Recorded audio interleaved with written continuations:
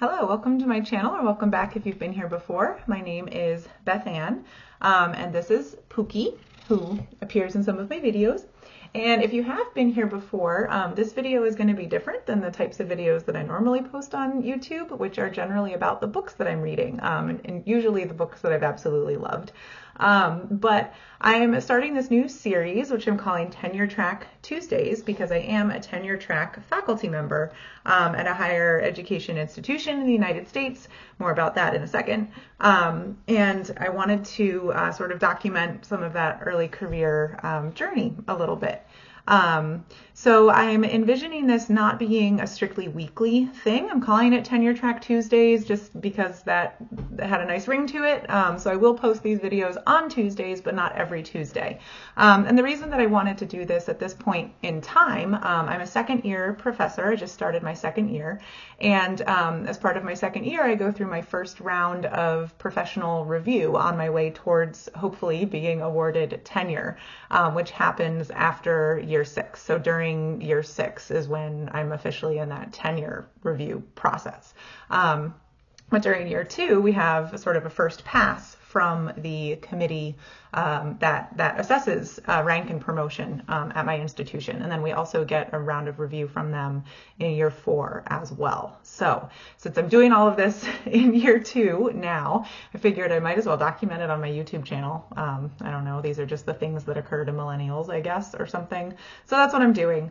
The other thing that's happening this year is that I'm going to try for my first big NSF grant, so grant from the National Science Foundation, because they have a program that is really targeting professors like me, so I'm going to give it a shot. So my Tenure-track Tuesdays will sort of be following those two things. First big grant proposal attempt and second year review on the way towards tenure.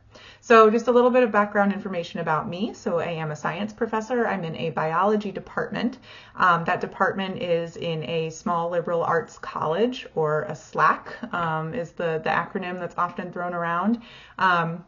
It's quite a small school. I think we have something like 1,300 students. I could look up the number, but this is not information I normally need to have.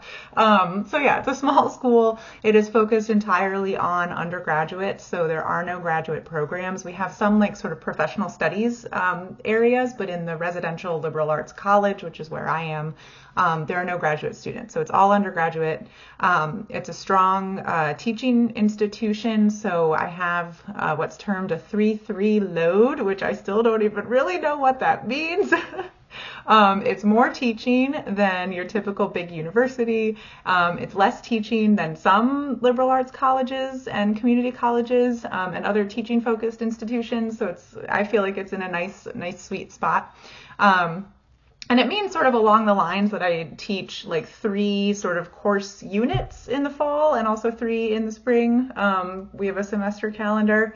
It works out a little weird, and I don't know how the accounting works. I can go into this a little bit later at some point. My department is also, we organize courses in different ways. So we team teach some courses and things get counted weird. I don't understand. Maybe I'll learn this on my path towards tenure, right?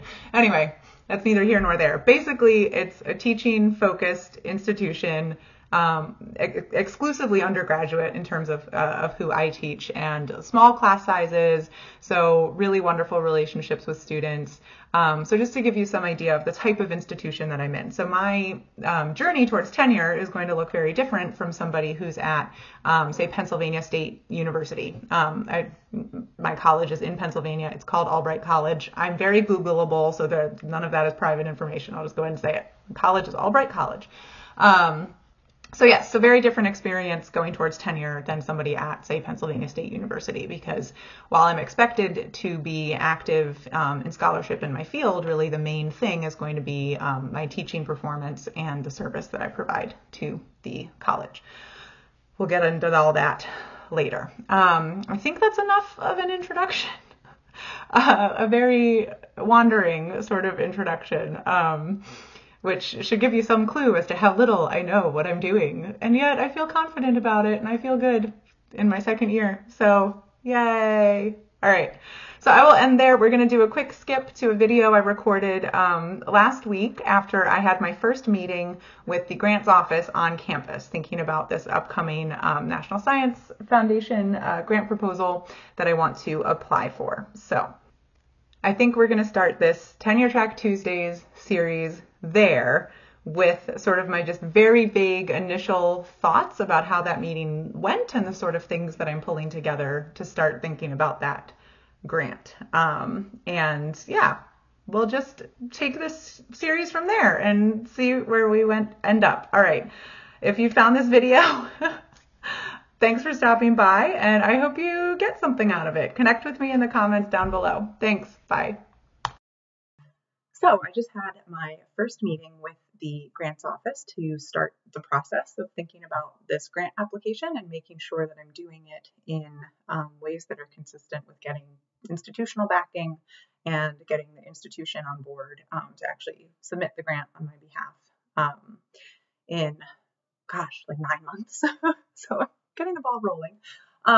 So yeah, it was interesting and eye-opening because at a undergraduate institution that is teaching focused, there's not a lot of institutional experience with applying for this scope and size of NSF grant. And the grants office was definitely enthusiastic and fully ready to support my efforts to get this grant. So that felt nice. But then there were also a lot of unknowns that came up that felt like, they were answers that I expected the grants office to have that the grants office doesn't have yet. So, for example, the grant would support me being able to hire a postdoc researcher who would be able to help me run the research project. And, I asked about that, how would the institution support that? And, so the first thing the grants office person said was oh, well, is that a student position? And it's no, it's in the name. Postdoc means you have a doctorate, you have achieved a terminal degree in your field and you are past the terminal degree stage. Definitely not a student. So I was no, it's, a full-time researcher who would work under me for this grant. And so, then she said something about oh, well, I'm not sure, we'd have to be able to pay for health insurance for that person. And I'm right, that comes through the grant. That is part of the budget that goes for the grant, as I would write in the budget justification, I want a postdoctoral researcher for these reasons, and here's what that person would cost. And so I need to know what that cost of those benefits is for this person, in addition to the salary. So she's going to look into that for me, make sure I can do that. So yeah, that was one thing. And then another thing is with NSF grants, it's very common, even though I'm going to be the sole PI on the grant, the sole principal investigator, it's very common to have subcontractors that do specific pieces of work and bring specific skill sets to the grant. And so there's one particular person that I have in mind, but in particular a skill that I would need for a few weeks to a month each year of the grant. And so I asked about getting that subcontractor written into the grant. I need to put this as a line item in the budget. I'll have totally valid justification. This is a very common thing in my field and in NSF grants in general, but just wanted the grants person to be aware, this will be a component of the budget, is that I will need subcontract money to hire a particular person to do a specific type of work for the project. And she hadn't really encountered that before as an idea, and is going to connect with the provost, some other people at the college to figure it out. So I'm very glad I got this process going early, because it sounds like on the institutional side of things, there are definitely some unknowns about how this all would work. And not having done this before, pulling together this whole big budget and all these pieces is definitely new for me. So I want to make sure that I'm getting all my ducks in a row and asking these questions 9 months in advance instead of, a month before the thing is due when we really have to scramble. So, yeah, so I'm feeling good coming out of that initial conversation. And now my job is to dig into the intellectual stuff and figure out, start putting the proposal together and wait for answers about some of these budget questions. So that's my update, and I'll be back sometime when I have a little bit more to share. So this is Pooh Bear, and he is the all-important grant writing, emotional support, and assistant in all things feline related for the grant. Isn't that right, Pooh Bear?